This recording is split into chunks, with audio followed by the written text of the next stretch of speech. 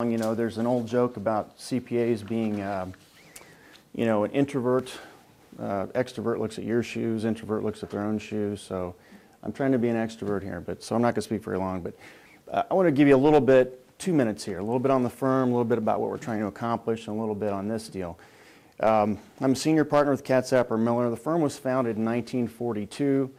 We have 35 partners, about 300 people from one office in Indianapolis. And the interesting thing is we're the largest Indianapolis-based CPA firm, and we're the only firm in the nation that's wholly owned by its employees, which is kind of neat. Helps us a lot with recruiting. We're organized by industry practice groups. I head up our manufacturing distribution practice. We've long considered that you know, the manufacturing industry has been key to Indiana, and it's key to us. And we've put a lot of resources, a lot of staff in that group. It's our largest practice group. And it makes up a significant portion of our annual revenue. This year it'll be by far our largest practice group. With kind of that as background, we're really happy once again to work with Dr. Iyer on putting this presentation together, this survey together. You know, the participating firms all over the board, all over the state, most were under $50 million in revenue, most were privately held. But it's a really interesting results. But I mean, not surprisingly, the results show the industry in transition, show the impact of working through the worst economy since the Great Depression. You know, some companies have gone out of business. I think maybe 8% of the companies that we contacted from the prior year are no longer with us. Others have had a really strong struggle to survive. But, you know, there's a little cause for optimism that most respondents talked about, that they looked for 2010 to be better. So we're hopeful about that. And I'd just like to thank Dr. Iyer and Mary Pilot for all their help with this. It's been a lot of work to put together. They've had a team of graduate students working with it, and I think you started in April and just now finished. So it's a lot of work, and we really appreciate it, and hope that you get a lot out of it. Thank you. Of all the students who are involved, and what's not listed here is I'm going to make the presentation, but there's a huge orchestration at the back end that's required to get this to happen. While I'm talking, I'll put this microphone on. Thank you.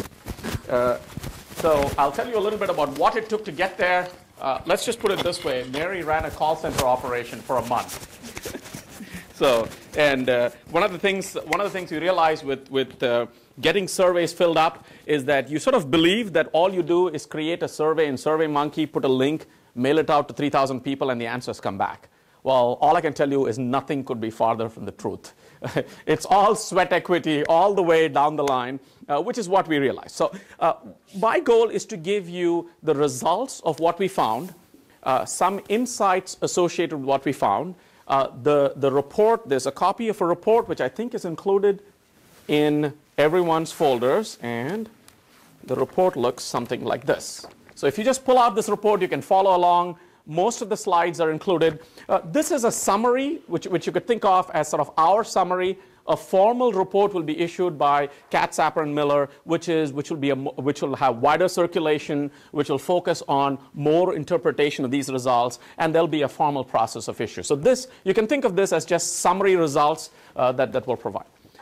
There were a lot of students involved. Mary coordinated all of this at the back end to get this to happen. There were a bunch of students. Some of them are our MBA students who involved in this as a project, and they are Apurva, Sarath, and Pankaj, the last 3 students listed there. The other 3 students, Andrea Smith, Maurice, and Jamal, 2 of them were undergraduate students, and 1 of them is a PhD student in history. So these were our students. Now, what did we do? Part of what I'm going to do is give you a quick idea of what we did, where we got the data from, what we learned from the data. And in some sense, when you do one of these surveys, you know there are a pile of people doing surveys. And you know that from a resource perspective, if you're a consulting firm, you're going to do these surveys. And at the end of the survey, you're going to say, OK, now that it's done, come to me to get the answers. Part of what we want to do is to try to find a way whereby we can position the survey as a tool to give some insights that are particularly related to the mission of the center, and hopefully we can try to do that. And then that's sort of the plan of what. Okay, let me figure out a way to get all this to work. Okay, So here's how it happened. How it happened is we basically started off with a whole pile of companies, and in fact, we had chosen some SIC codes so that we had about 3,844 companies in our list. Now, of course, the easy thing would have been you hit a button and 15,000 emails go out to somebody. Well, all that happened, we hit all the buttons, all the emails went off, and of course, it's like the Maytag repairman. Okay? Very little comes back. So what happened? This is where the call center part comes in. So Mary coordinated all these students. We got a room. Each of them got 50 calls a day to make, and we called 2,036 companies. Okay? Now, of this 2,036 companies, remember, if any of you are at a dinner and you get a phone call and somebody says, I'm calling for a survey, I know how much you like stopping your dinner and answering that survey. Okay? What happens here, and this is interesting, is that in many cases, people hang up. Well, I think in some cases, chickens answer the phone because it goes to the chicken coop. But in other cases, what happens is there's a huge benefit to be calling from Purdue University. People answer the phone and talk to you and talk to the students. There's a huge benefit to that which cannot be understated. Our alums or people who think well of the university talk to them, and sometimes they don't start asking about the survey. They ask about the university. They ask about how they could get information about something. And one of the things we had coordinated with the students is whatever question is asked about any unit in the university, find out about the web and provide it. Okay? So remember, if we didn't do all of these things, we wouldn't get the participation. So we sort of gratis threw in all of the work that was required, because if we said, well, I don't know, use the yellow pages or use the web, that would be over. Okay. Now, why did we do this? At the end of this, the harvesting was to get an email address. Okay? Or a question saying, you have two choices. We could send you an electronic link, or if you want to talk to me right now, I'll enter in all the information for you. So we went from 2,036 down to 520. The good news is we have 520 email addresses. Okay? And we'll have it forever. Okay? What did we do? From the 520, of course, here's our commitment. We'll never contact them beyond the survey. Our commitment to them is all we do is you gave us your email address, we'll send you a PDF of the survey, but we're not going to do anything in terms of any marketing to you. That's our commitment. And I think if we stick to that, we'll be taken seriously next time we talk to them. Of that, about 149. Now, these are the numbers. Now, one of the things to note is that this is what you're going to go through, and I guess hence junk mail. Okay? But what happens is, this is where the 149 who filled the information, a large proportion of them committed now to provide a lot of detailed information. Many of the questions here really require somebody fairly high up in the company to approve. Not everybody knows all the numbers we have, and so that's really the basis. Now, one thing to note, and this is the number that Scott referred to, as we were talking, the students fairly detailed log books of their conversations. So there's a lot you can learn by talking to people. And not everybody likes to hang up the phone. There are a lot of people who like to talk to people at the other end of the phone. Not me, but certainly there seem to be a lot of people around the state. And many people said, well, we're shutting down tomorrow. Or I'm the one switching off the lights. And that's 175 firms. So while this is going on, some of these numbers make this whole process real. So this is sort of the background. This map gives you who contacted which county. There are all the students there in various counties, and the harvest rate was, so we really had, I think we could get into the cell phone business, the call center business. In fact, that may be the only hope in terms of paying all the bills someday. Okay, so this is where we started.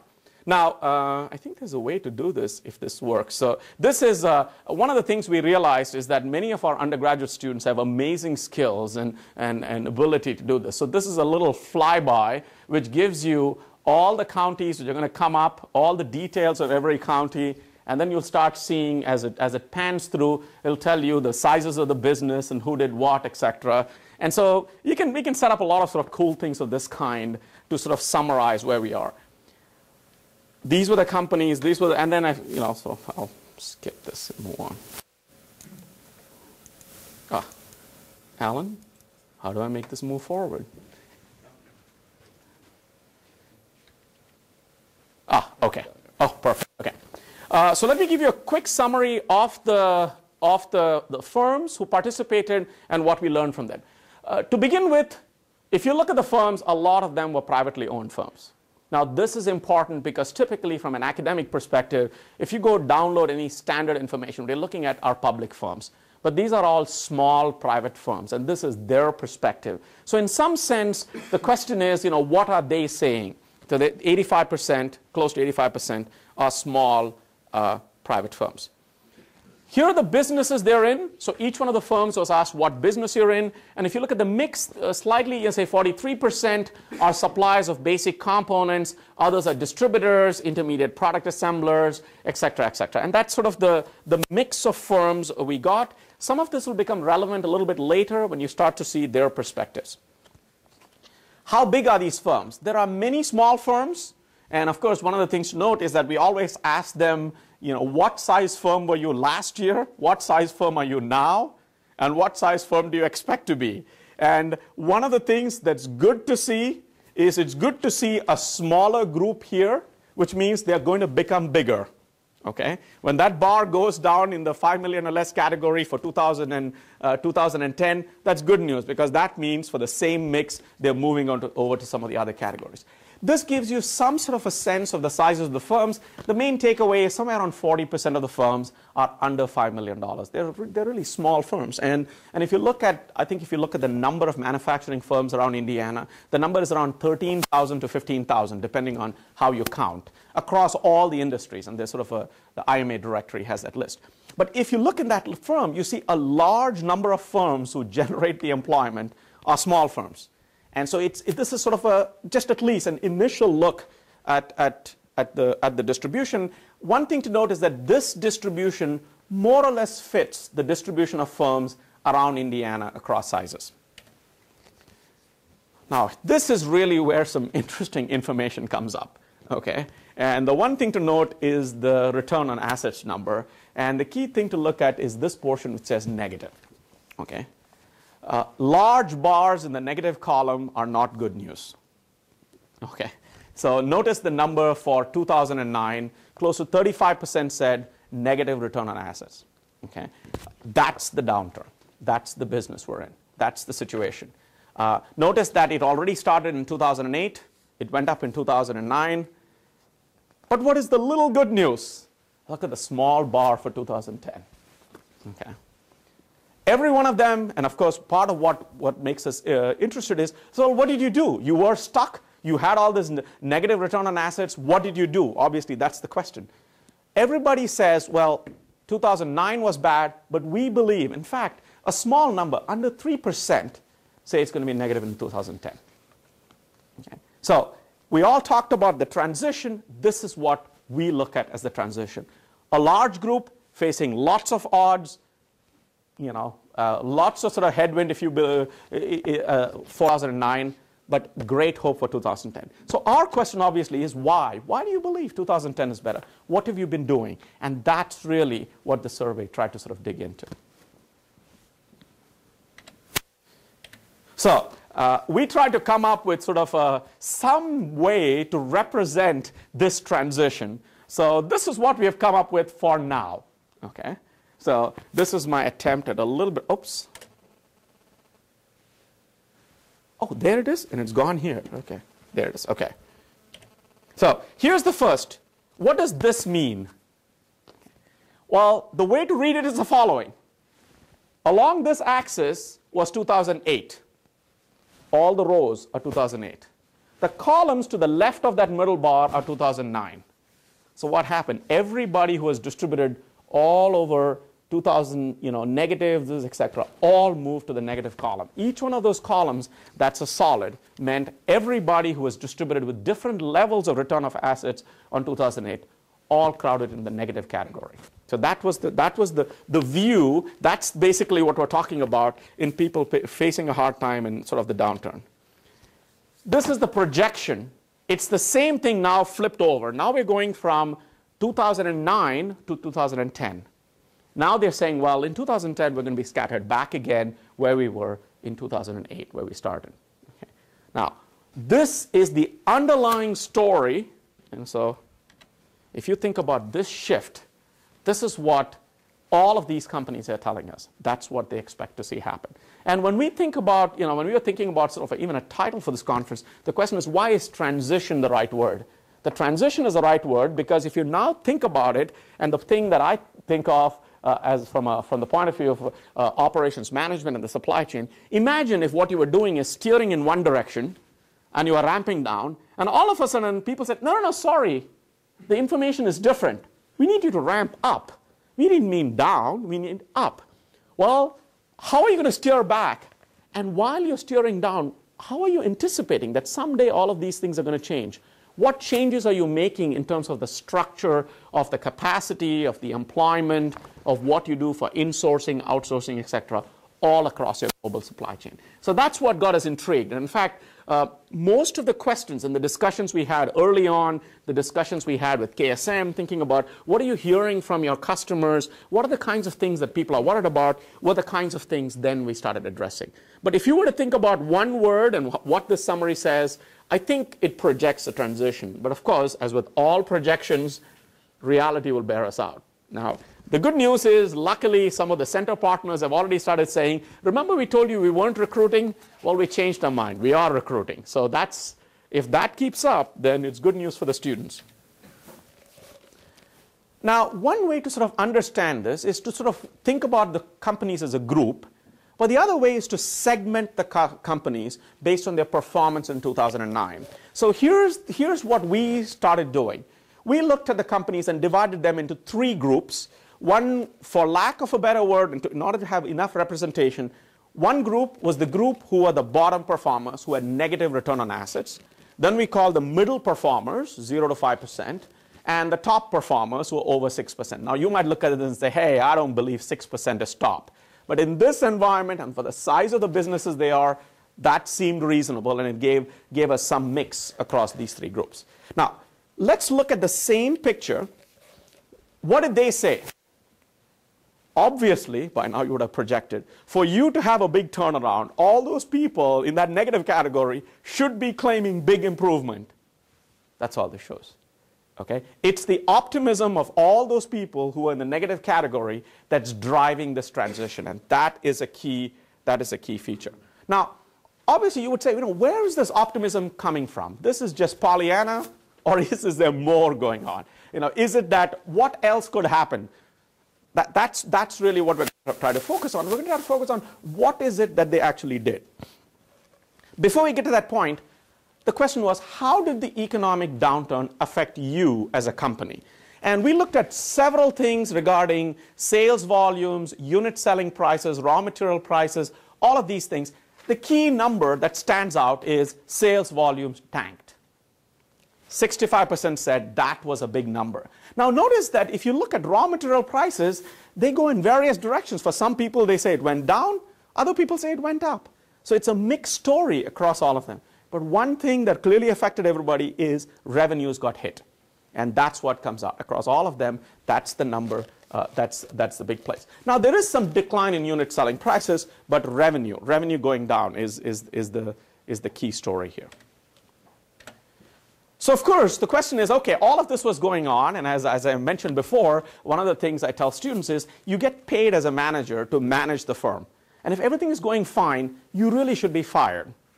Because there's nothing for you to do. Why are they paying you this much money? They pay you this much money to think ahead, be proactive, etc., etc. What's happening? We should expect that when the chips are down, the best in management comes out. Right? That's what we should expect. Well, what do we see here? First of all, you see the firms in the bottom category are making lots of changes across the supply chain. Now, in some sense, you could say it's sort of a tautology. If you can't pay the bills, what would you do? You'd eliminate the bills. And the way you eliminate the bills is by starting to make changes. But at least you're better off than sticking your head in the sand. What we find is the firms that are in the bottom category are making large changes across the supply chain. The question is, what are those changes? But at least from the perspective of people claiming changes, a large fraction of them are making changes. In fact, 42% of the companies overall, and these are, by the way, all companies in Indiana. These were counties across Indiana. 42% of the firms were claiming changes, but a much bigger proportion of the bottom performers, perhaps about 52% or so, were the ones claiming they're making changes across their supply chain. Now, you could argue, well, the top performing firms are doing fine anyway, so they have slightly less incentive. It's the bottom performing firms. Maybe AIT is in those top firms category. It's in the growth mode.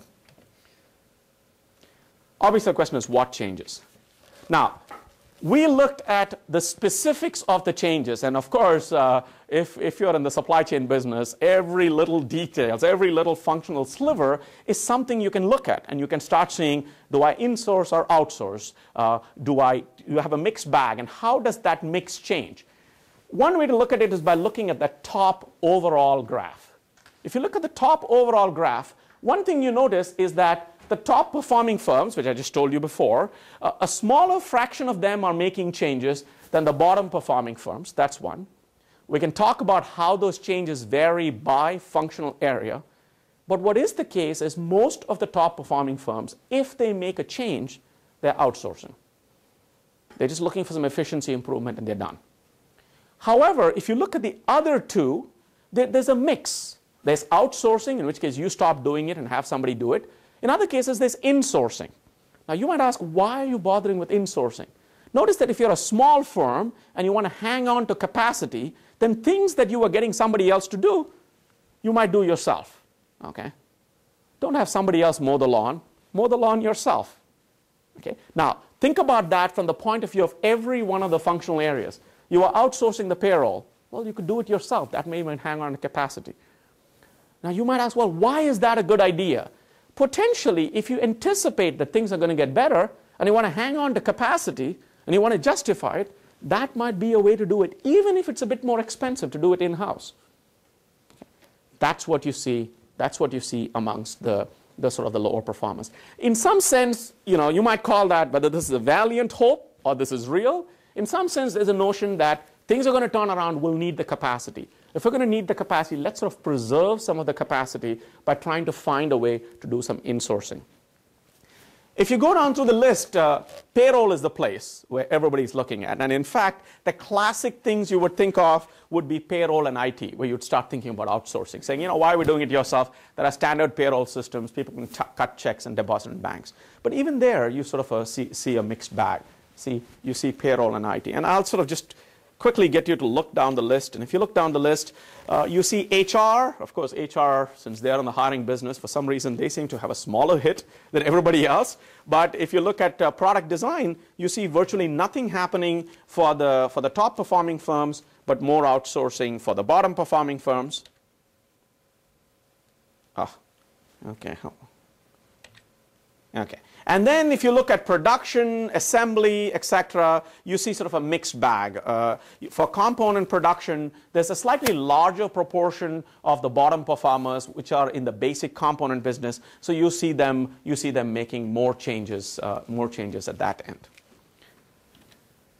Similarly, warehousing, distribution, and shipping. So what did we do? So now we've got to look down the list, and we have said, okay, we at least know that the firms which have faced the biggest financial issues are making the changes. So that's what we learn. The second is some firms are trying to do insourcing to hang on to the capacity, with the hope being that when things turn around, we have the capacity to expand. When the top performing firms are making a cut or making a change, they're doing it for efficiency reasons. So if they're doing it for efficiency reasons, boom, it's gone. They don't believe that this is part of the core competence, so changes means effectively outsourcing. So that's sort of the message we get at this point. Now, you might say, well, that's all looking inside the box. Okay, you're looking at all the functional things that you do. But there's obviously much more that goes on. Okay? So we started looking at what are the other things that go on, and how can adjustments be made in all of those aspects of the business. For example, we started asking, okay, now that you've made these changes, where are your staff cuts happening? And if you start looking at it, the no change is the bar. So these are the three bars: increasing, decreasing, and no change. And if you see a high bar for no change, notice the HR staff. Okay, so whatever it is, it appears as if. By the way, here's my suggestion: the place where you need to cut is your HR staff. Those are the guys not cutting themselves. Okay, anybody from HR here? Okay, that's why they aren't here. Okay, now what is happening is What's not clear is whether that's the optimal strategy, but what is clear is those are the guys where cuts aren't being made. Where are the cuts being made? Here's good old manufacturing. Okay? So that's where the changes is. That's the obvious change, because you start saying, hey, sales are down. What do I cut? Cut production. If I cut production, what happens? Correspondingly, it cuts capacity there. That's the distribution of where the cuts are. Now, the one thing, and here's, I mean, we had a conversation over lunch. One of the questions that I think of is, well, when the economy starts turning, how are you going to ramp up? And are all of the companies going to ramp up at the exact same time? Well, notice that if you all herd and ramp up at the same time, here's what you're going to do. The MBAs are going to be happy because you're going to drive up their starting packages. Okay? But you're going to have all of the issues that Vinayak talked about. You're going to have capacity shortages, allocation, all of those things happening. What's not clear is how that's going to unfold, and what's not clear is if companies have anticipated how that expansion is going to happen. Are they going to rely on outsourcing for a period and then switch to insourcing, et cetera, et cetera? That's an interesting and perhaps open question. In other words, we're just observing this is what is happening, but at this point, other than tastes and preferences, it's not clear whether this is the optimal way to run it. That's the question. On the other hand, the market will sort itself out.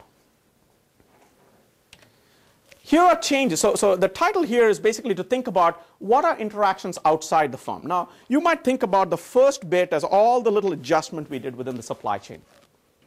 But there are many other things you can do. And when we got this result, one of the interesting things here, the reason we had anticipated in the survey, notice that from these, the trick with the survey is that you're anticipating all of this back in January or February. By the time you do the research and get the results, we're now in September. We don't know what's going to happen between January and September. So what you want to do is to think about a lot of questions which are sort of hedged bets. At that time, and if you recall, just as sort of a reference point, I remember looking at the papers at that time, and in February, here's what Procter & Gamble and Unilever had done. They raised prices 15%, okay? Because they basically said the consumer goods industry is going to be unaffected by the recession. We're going to raise prices, okay? You know, of course, that P&G has a new CEO now, okay? You also know that P&G decided that consumers were moving to value brands, and therefore they had to shift their product mix to offer more products with less features. So the question we anticipated is, well, if you are in a downturn and you're thinking about consumer products or even industrial products, and they were trying to save money, perhaps what they'll do is leave out a few bells and whistles, okay? Leave out a few frills. I still need the component, but leave out some of the extras. So what you might anticipate are product mix changes. So here is changes in the product mix across firms in the top, middle, and bottom category. I want to sort of highlight the difference between the top versus the bottom firms. There's sort of a little confounding effect you could look at. One argument you could make is if you're a well-performing firm, the things that Rich talked about, you're nimble, and therefore you adjust and you fine-tune with the customer. That's one explanation. The other explanation is that most of the bottom-performing firms really had no choice. They were supplying basic components, and they did not have the flexibility to change the designs. So there are two ways you could go. It's either you have better capability, or you are in a situation where you could make those changes and thereby adjust your cost structure, or you are in a situation you're sort of stuck. You do what you're told. So these are two alternate explanations regarding product mix changes.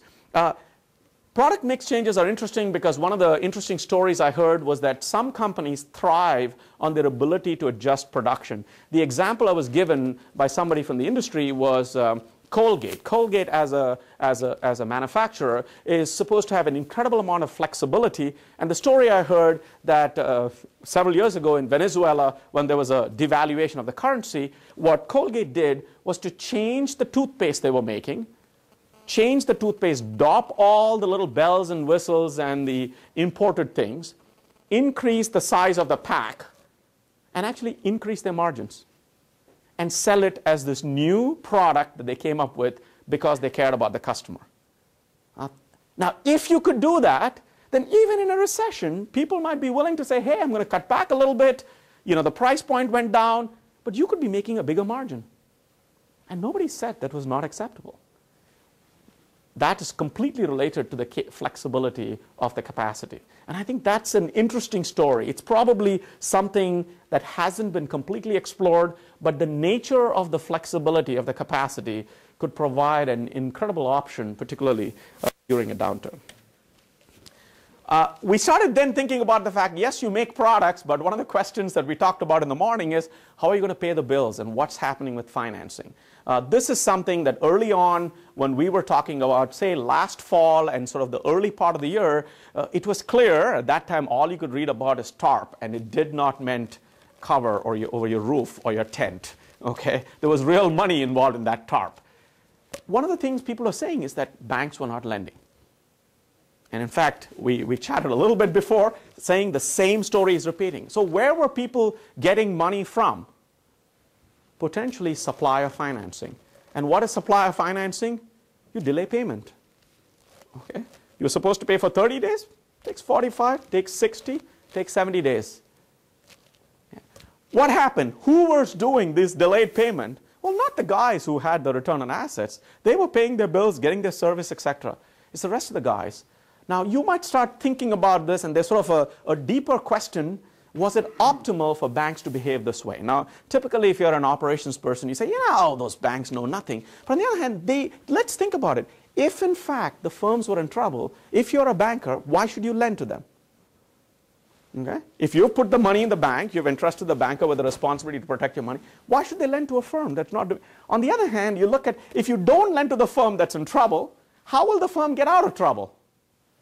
And that's the catch-22. Okay? Now, it is the case, of course, not all these things, all these chickens come back to roost. So if you delay payment to your supplier, the supplier is not going to merely roll over and play dead. You're going to get delayed deliveries, or you're going to get a problem in quality, which means it's going to have an effect in terms of your revenues, et cetera, et cetera. That's the story here. Now, has this been solved? And this is the part that we're not completely sure. Is this gone away? Are things coming back? Are credit lines easing? There's a mixed message. Maybe banks are becoming more selective. Maybe they're segmenting better. I don't know. But this is really what it is. Now, in this environment, there's sort of a tricky issue when you start depending on suppliers for financing. In some sense, from a supply chain perspective, you're also beholden to them for their components. And so how this will get dislodged is an interesting question. And part of the question, which is really unanswered, is, yes, the volumes may come up and the economy may rebound, but is lending going to be eased in time for people to start producing? That's the question. We don't know the answer to that. Of course, the next thing, and I think Jeb brought it up, is exploring new industries. You can adjust your product mix, you can adjust your financing, and you can start thinking about new industries. Well, 32% of the firms are exploring new industries, and you shouldn't be surprised that the bottom firms are exploring them more vigorously than the top firms. Because why? The chips are down. I mean, well, your back is to the wall. You're going to look at what I can do with my capability. And what are they looking at? Wind energy, defense, and medical instruments. Now, we know in the morning that AIT is going to get some competition. There are going to be 500 other guys running after them, okay, all watching CSI. Okay? Now, if that happens, those margins are going to be tricky unless you've protected them with patents, etc., as sort of Rich mentioned. That's the thing. But I'm actually, it's curious what's going to happen with wind and what's going to happen with defense. Defense, of course, is an opportunity. Sort of, we've been hearing sort of various things saying the Department of Defense is a little worried about the third tier and fourth tier players in the supply chain, saying it's become very uncompetitive. There's sort of one guy making this and one guy making that. And of course, if you're in cost plus pricing mode, hey, you know, the citizens of the United States are paying the bill. However, if you want to create some competition, that's a great place potentially for all the extra capacity from automotive to potentially be redeployed. Okay? Of course, there could be peace in the world and we may not need any of those components, but I think that's sort of a long time coming. Okay? One thing is there are people exploring that. It is not easy. There is a huge process of getting certified, etc., which cannot be understated for any one of these three industries. Wind, I think, is a classic. Most people think wind is great, we're going to get into it. But in many cases, the technologies and the manufacturing sophistication are quite significant. And whether the same firms with the same capability can be redeployed is a question. With all of these things, it's, the fact that this is happening is a good message. The fact that this exploration is happening and how it can be enhanced, etc., that's the question. In fact, some of the issues with respect to supply chain transformation is how exactly can you pick the right kinds of industries, right kinds of companies who already have most of the capability, so that from a state perspective, you're not spending dollars into people following sort of a quixotic dream, but there's a good chance that they'll succeed. That's the question. However, this is happening. So the good news is there's a lot of these being explored. And of course, this shows. So the biggest bulk said wind energy, 58%. So if you see a lot of windmills, there's a reason why. Everybody's into wind. Hope it's not a lot of hot air. Okay. So the next question is really, one of the things that we've always been thinking about is some aspect of technology and how it plays a role, and it sort of connects to many pieces. So one of the questions we started thinking about is how much collaboration is there with suppliers all through the supply chain. And there's a reason that we think about this, because in some sense, a lot of what you need for firms to remain aligned with demand is to be thinking about both downstream from the point of view of the customer and upstream from the point of view of the supplier. Suppliers can play a very big role in the modern supply chain because by getting them involved early, they can give you suggestions regarding many alternatives that you may consider. The thing to note is that basically less than 5% of the suppliers were involved in most stages of the supply chain. In fact, many people said 5% or less. And this is really where we think there's potentially an opportunity.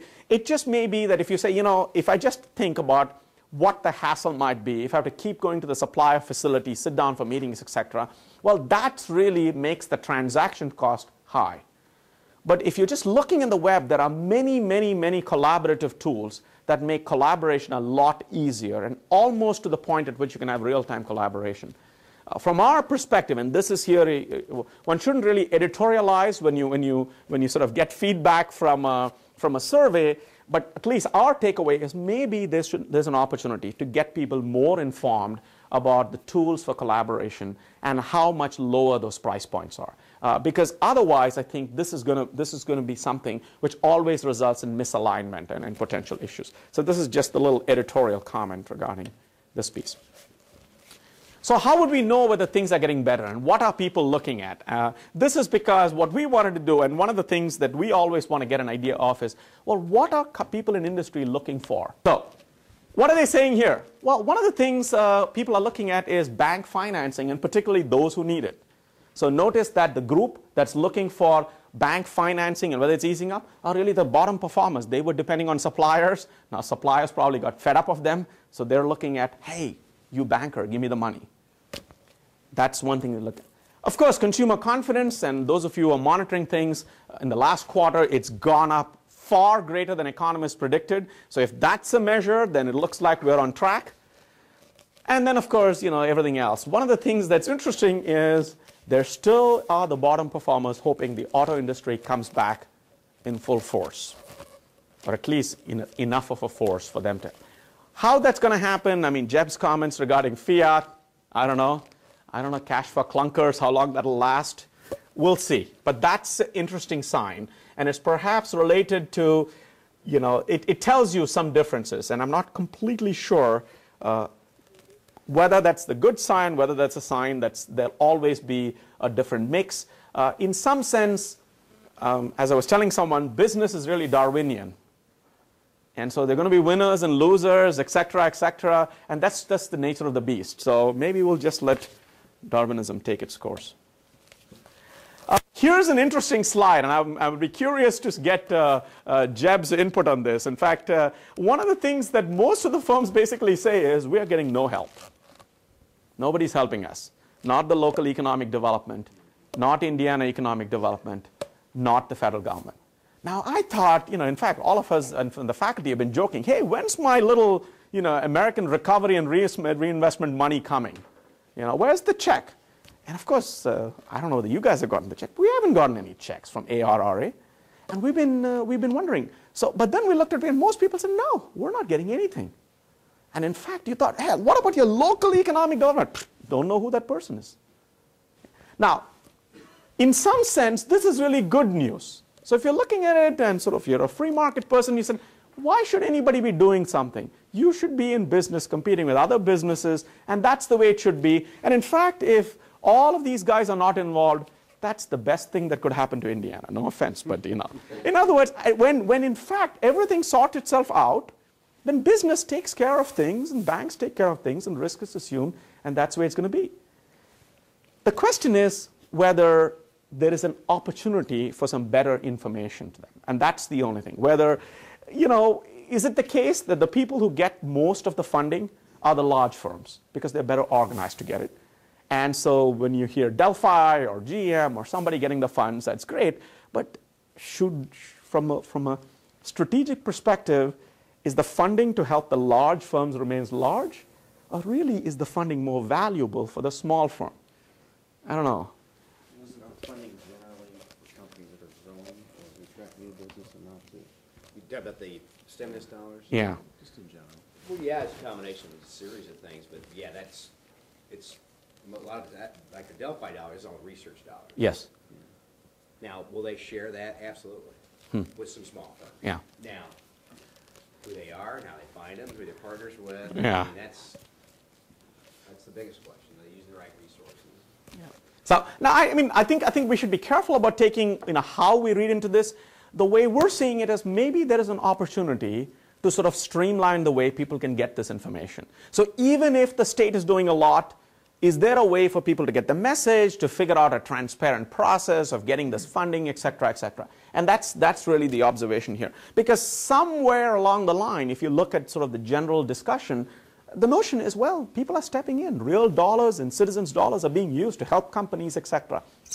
Well, if so, we'd like to hear it from them. That's that sort of thing. Now, in steady state, we would expect no role to be a large bar. Don't get me wrong. So we're not talking about anything whereby somebody's orchestrating this whole business. I don't like industrial policy, just like the next guy. But it just so turns out that during a transition, if in fact there's a lot being done, you would think that people would recognize, even if it didn't bring them direct benefit, it might be an externality. It might improve the climate. And that may be a story that I think is a part of the story that needs to be told. A few questions, and I think this has always been a question, and I'll tell you a little story, and well, you know, there are no Purdue reporters here, but a few years ago, I'd actually thought I'll write a little op-ed piece. You know, what are we doing from a center perspective to train our students to operate within the global supply chain? And I basically said, well, you know, competition will take jobs wherever they go, and part of what we need to do is get our students to be thinking about how firms in Indiana remain competitive. And if it just so turns out that they outsource one step, but they insource a whole bunch of other steps, revenues may grow, and so you may have a slightly different mix of capacity, but you would grow as a firm. Now, I remember 4 years ago, I was told you can't publish it and claim you're a professor at Purdue, okay? Because you'd be thought of as heartless. Okay? You'd be thought of as saying, hey, you can take their jobs away from Indiana. I said, no, that's not what I said. I said you'd be competitive, so it may be that you may expand in one section, contract in another section, and overall be competitive. Now, part of a question is, what are firms thinking? How are they viewing globalization? I completely admit that right now, there is a question. Most people, and you look at most discussions, people are thinking about globalization. There was an interesting and very influential speech given by Jeff Immelt in June, where GE's chairman, Jeff Immelt, said that we blew it. He said, we thought about the choice regarding insourcing and outsourcing, and we did not understand its full consequences. And he says, we're going to expand, we're going to think about manufacturing again, and we perhaps didn't think through the full consequences. So what are firms saying about globalization? The biggest thing they said is prices for finished goods. Now, I completely understand, and if you sort of roll back the clock 4 years ago in my classes, that Business Week basically said that most people would go to the suppliers and say, give me the China price. The China price was 30% price cut. Okay. Of course, that's gone. The China price is no longer a 30% price cut, because if you've kept track, China has accepted that you have to pay overtime wages after you work regular hours, and you start, when you start making the adjustments, I think the estimate was 140% increase in wage rates over the last 5 years in China, okay, which means the gap is not going to be 30% anymore. What are people saying? They're saying globalization really means to them finished goods price pressures. They basically say the benefits to globalization is through lower raw material prices, new markets. That's what we thought they would find. Hey, just as a competitor is coming into you, you go to their shop and buy some components so you can be more competitive in your market. Very few people claim that. Why is foreign competition so strong? Now here, of course, it says their prices are lower. But it starts saying unfair foreign government support. So there's the notion that, hey, they couldn't be producing these things so effectively unless somebody gave them a break. That's the current perception. Now, granted, I'm not here defending any foreign government. Granted, some of this, there's some logic to it. But what if it just so turned out that there are some things you're making you shouldn't? And there are other things you're not making that you should. Maybe a realignment makes it more competitive. In fact, one of the faculty members from Michigan basically says, don't think of it as outsourcing. Think of it as importing competitiveness. Okay. Just sort of an interesting framing, reframing of the same debate. And I think, historically, we have always been counting this job lost. But what if you say 1 lost, 3 gained? So now that's the mechanism. Well, it also has interesting implications for skills development, training, etc. And I think that's the question. How globalization sorts itself out, well, I can tell you even here within Purdue, is an interesting question. It's very different when you sit within a business school and have a discussion, and very different if you go to other schools. There's a question as to how you count, how you think of globalization, etc. So that's an interesting story. Here's the difference, and I think here's a very telling story. How global opportunities were used were very different between the top performers and the bottom performers. The top performers used global opportunities to do 2 things. They used it to get a cheaper source of raw material, and they used it to find new markets. Whereas the bottom performers did much less of both of them. Now, when you do that, you say, hey, it's an easy decision. It's not an easy decision because of the other 2 bars, increased inspection costs and increased overhead. Globalization is not cheap, okay? We know it here at Cranard. If you want to put faculty on a plane going somewhere, you've got to pay for their airfare, pay for their per diem, pay for all of these things. They're gone for a period of time. Globalization is not cheap. It's expensive. So you don't get the cheaper raw material, you don't get the new markets without spending on the overhead and the inspection. Well, what if you're in trouble? Where's the money going to come from to pay all those bills?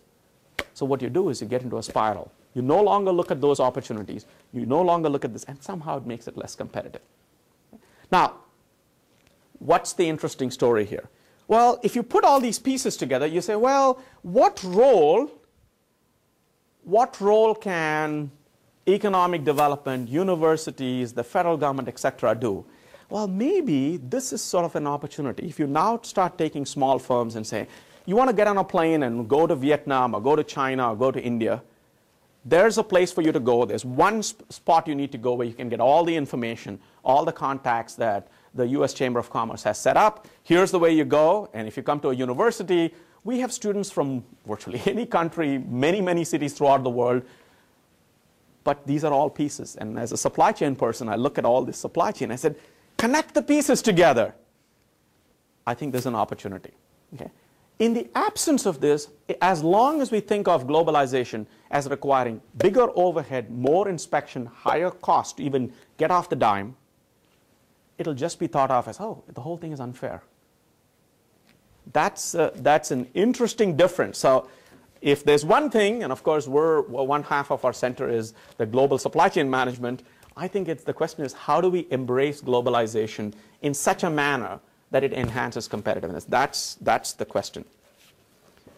This is something we talked about before: bank financing, consumer confidence, Wall Street indexes. The interesting thing is regarding the U.S. exchange rate. This is something that every few weeks the number seems to be changing in different directions. For a period, the US dollar was strong. Now it's back weak again. There's a big discussion. To the extent that exports are a big portion, that plays a role. But these days, many companies are thinking about natural hedges. If you're selling and buying, then the exchange rate doesn't matter because you have a natural hedge in two directions. So therefore, you'd be a bit more hedged. Those are all little details. Perhaps I'm getting a little too carried away with the supply chain modeling capabilities. What are the risks and what are people worrying about? Of course, the recessionary climate is really the big risk. To the extent that sentiment changes, that's something that's going to change. Cost of borrowing, a whole bunch of people say environmental regulations. I really think that this could actually be a plus. A few regulations. Remember, if everybody has to change their light bulbs to a different thing, if you've been looking at what's happened in Germany, Germany banned use of manufacturing of a certain type of light bulb. There was a huge run on light bulbs. So people are filling up their basements and cabinets with light bulbs for the foreseeable future. There was the same rate on guns a few months ago, but that's a separate story. So what's the model? Potentially, I think the story is the projection is the future is forecasted to improve. Boom. Remember this? What is the takeaway? What a wide range of participants claim transition is the key theme. If I were to leave you with one thing, it's the word transition.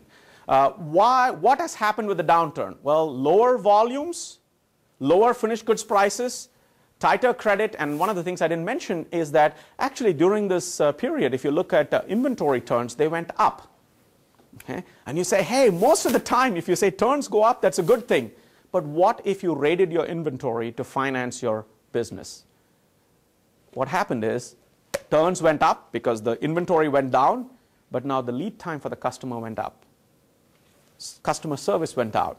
How long is that going to last? That's an interesting question. There are enough people who mentioned that turns were the way that they provided the working capital. The question is, is that going to continue?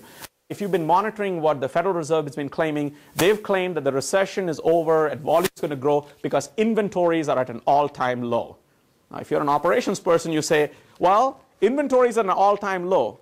Whoever told you that that meant that production should go up?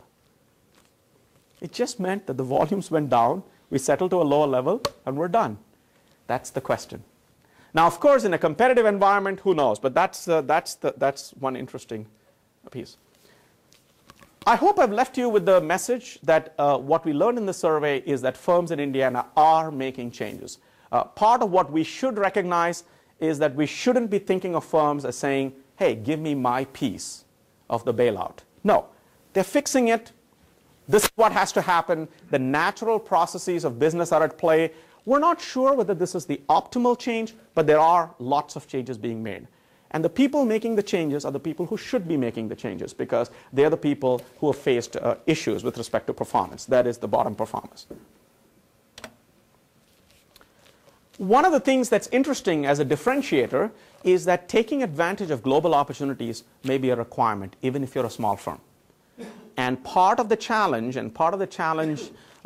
for economic development, for us universities, etc., is to get the message out saying, don't be afraid of globalization. It could go both ways. It's not just that you're replacing yourself. It's just that you may have a particular technology capability. You may be worried about it being stolen. Well, talk to the right people so you can protect it. Take advantage of it in both directions, both as a market as well as a source of raw material. I think that's something that's sort of an interesting piece. New industries are being explored, and if you're thinking Indiana, wind, medical devices, and defense. Wind is clear. Supposedly, Indiana we had a project that I think where's Nate? Yeah, we had a project that he did over the summer on wind. And I didn't know all these things. Supposedly, there's a number for the wind conversion index for Ohio versus Indiana. And supposedly, Indiana has more wind than Ohio. And if we put up windmills here, we'd be more effective. But Ohio is better organized for wind because they've committed that 25% of their energy by the year 2025 will come from wind energy. and we haven't committed here in the state. Now, why are they committing before us? Because they want to attract all the manufacturers there. So it's an interesting race. How that'll emerge is a question.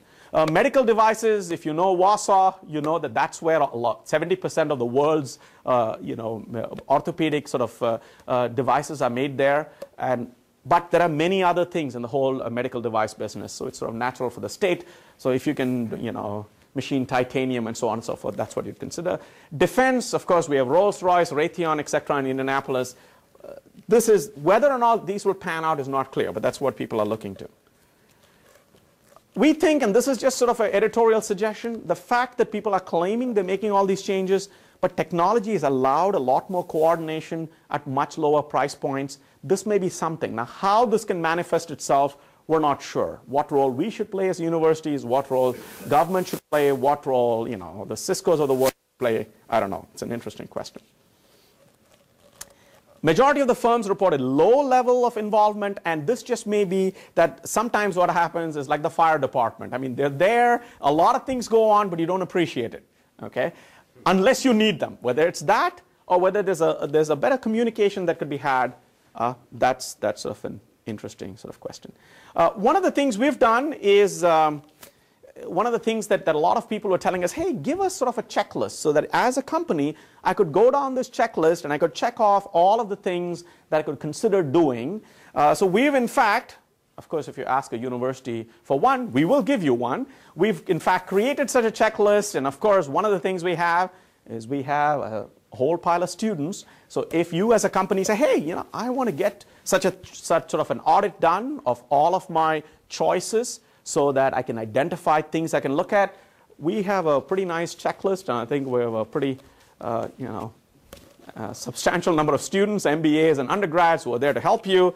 Of course, we can sort out all the details later. So if one of the things we're looking forward to is feedback from all of you. We sincerely appreciate for surveys such as this to be done, somebody way at the start has to say, okay, I'll fund the student time to get this to happen. And for that, we're grateful to KSM, because without that, these things don't happen. So for the third year in a row, they've stepped up and funded the support of the students to get this to happen. What we're hoping is that this helps in the dialogue. It also helps individual companies to say, okay, I'm going to go through the list and let me just look at what I did over the last year or two and compare it to what everybody else is doing. In fact, one of the commitments we've made to every firm that finished this checklist and was ready to be contacted is that we're going to create a custom report for every firm saying, here are your responses, here are the responses of everybody else, just that you can so you can do some benchmarking. So that's the story with the report. So here's sort of a quick summary. I look forward to your comments and any comments or questions you have for Scott. Questions, comments? May I go back to the takeaways? Okay.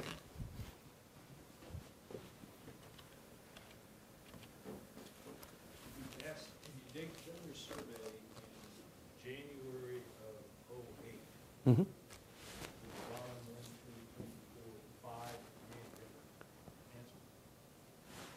I don't know whether the bottom third number regarding the new industries would have been different. I don't know. We didn't ask that question in 2008, so that's the question. Yeah. Yeah.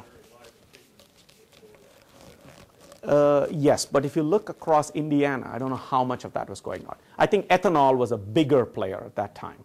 Because here's all I have to go by. If I look at all the projects that we're writing proposals for, they were all driven on biodiesel, biofuel at that time. And it's shifted dramatically. Biofuel is a non-issue these days. So there's a little adjustment, but you're right in terms of alternate energy has always been an issue. What I'm not sure is defense. Defense is more of a discussion these days that I've heard in terms of companies looking at the defense supply chain. And was sort of related to capacity being freed up. And the question is really whether that capacity being freed up. So that's the third last question. The global opportunities, I believe that we may still get a similar answer.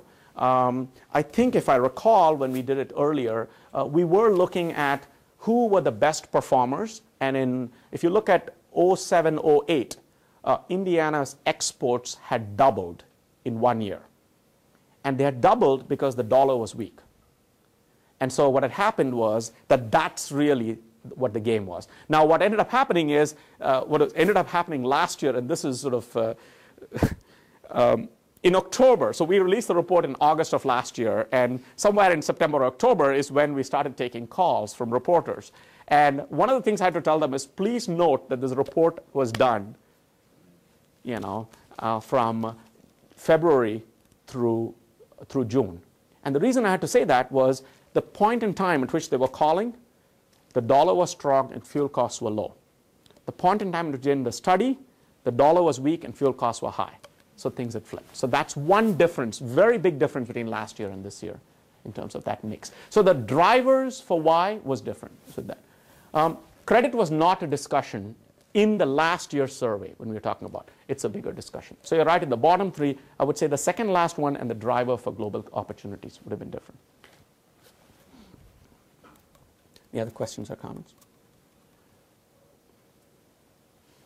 Okay, so a copy of this report is here, and this is sort of a summary that just summarizes what we learned from all of the charts.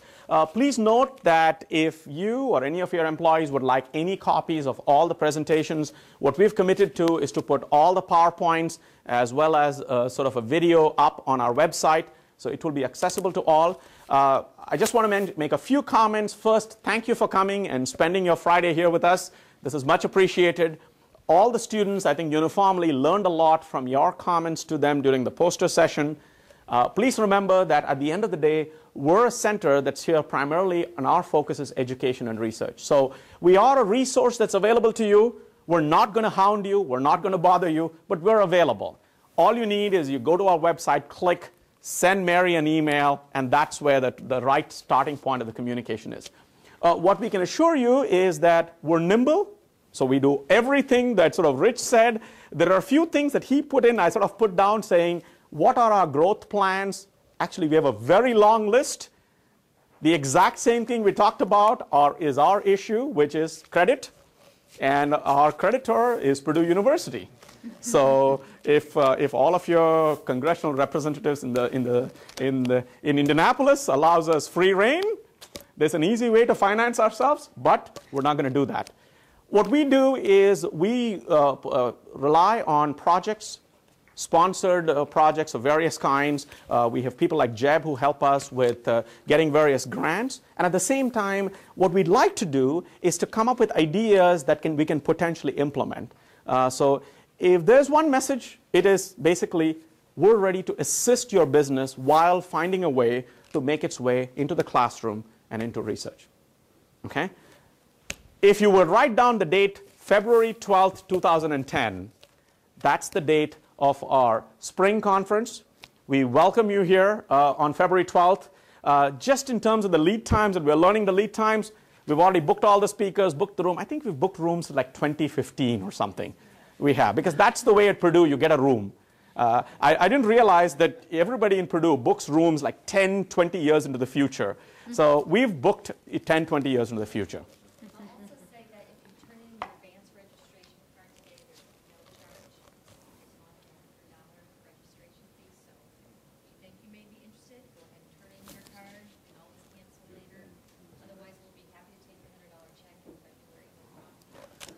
Okay, so thank you all for coming. A few people deserve a round of applause. Valinda outside, Mary Pilot here, who runs all of this, and all of our GAs. If you could just stand up for a bit, then I'd like to recognize all of you.